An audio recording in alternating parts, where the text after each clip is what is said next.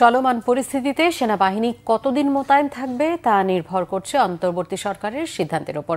এক ব্রিফিংয়ে কথা জানিয়েছেন সেনা সদরের স্টাফ কর্নেল ইন্তেখাব হায়দার খান। তিনি জানান, দু একটি নেতিবাচক ঘটনা ছাড়া সেনাবাহিনীর পাশাপাশি অন্য আইন শৃঙ্খলা বাহিনীর সহায়তার কারণে পরিস্থিতি ভালো রয়েছে। সামনের দিনে পরিস্থিতির আরও উন্নতি হবে বলেও জানান তিনি। রিপোর্ট রিশাদ নাসরুল্লাহ।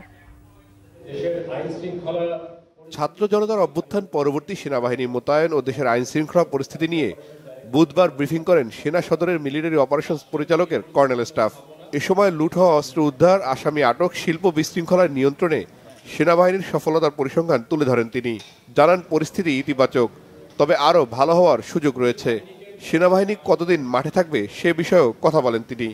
বিশেষ ক্ষমতা কার্যকরী প্রয়োগের কারণেই ইতিমধ্যেই বেশ কিছু সংকটপূর্ণ পরিস্থিতি, যেমন চিহ্নিত অপরাধীদের গ্রেফতার করা, শিল্পাঞ্চলের বিশৃঙ্খলা, রাস্তা অবরোধ ইত্যাদি নিয়ন্ত্রণ সহ সার্বিক আইন শৃঙ্খলা পরিস্থিতির উন্নয়ন করা সম্ভব হয়েছে। সেনাবাহিনী 60 দিন ধরে কার্যক্রম করবে ইউনাইটেড সিভিল পাওয়ারে, এই তথ্যটা সম্ভবত সঠিক না। 60 দিনের জন্য ম্যাজিস্ট্রেসি, নির্বাহী ম্যাজিস্ট্রেসির যে ক্ষমতার কথা বললাম সেটার কথা বলা হয়েছিল। কতদিন থাকবো এটা সরকারের সিদ্ধান্ত, বিকজ সেনাবাহিনী ডেপ্লয় হয়েছে সরকারের সিদ্ধান্তে। সো সরকারই এটা নির্ধারণ করবেন যে সেনাবাহিনীকে কতদিন মোতায়েন থাকা প্রয়োজন। সাংবাদিকদের এক প্রশ্নের জবাবে তিনি জানান, দেশের সার্বভৌমত্ব রক্ষায় নিরলসভাবে কাজ করবে সেনাবাহিনী। আইন শৃঙ্খলা পরিস্থিতির উন্নয়নে সরকারের অন্য বাহিনীর সহায়তার প্রশংসা করেন তিনি।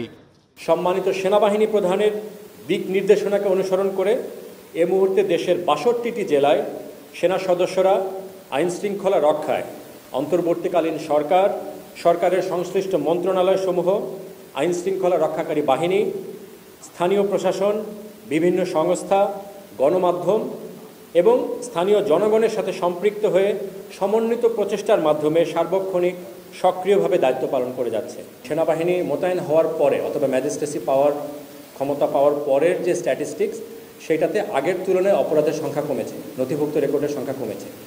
তার মানে পরিস্থিতির অবনতি হয়নি।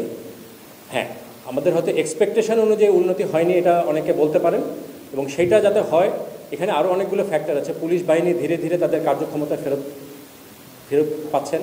সো এইগুলো হলে ইনশাল্লাহ, এবং আমাদের সেনাবাহিনী এবং অন্যান্য গোয়েন্দা সংস্থা সকলকে সম্পৃক্ত করে আমাদের প্রচেষ্টা অব্যাহত আছে, এবং আমরা আশা করছি ভবিষ্যতে সিচুয়েশন আরও ভালো হবে। ব্রিফিংয়ে জানানো হয়, ছাত্র জনতার অভ্যুত্থানকালীন সময়ে এবং পরবর্তী দায়িত্ব পালনে আহত সেনা সদস্যদের সুচিকিৎসা নিশ্চিত করা হয়েছে। রিশাদ নাসরুল্লাহ, বাংলা ভিশন, ঢাকা।